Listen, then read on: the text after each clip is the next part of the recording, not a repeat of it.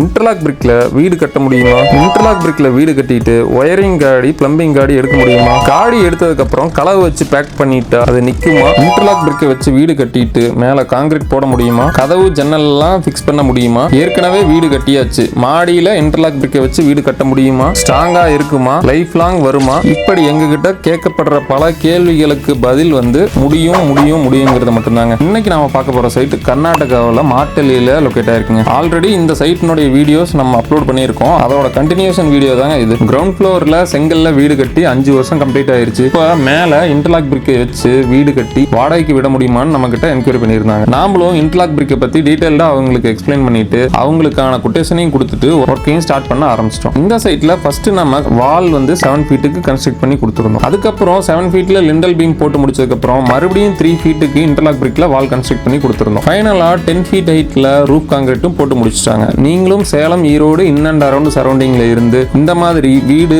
Compound wall, godown construct பண்ணணும்னு பார்த்துக்கிட்டு இருக்கீங்கன்னா உடனே எங்களை கான்டாக்ட் பண்ணுங்க. RT interlock brick, Salem and Erode.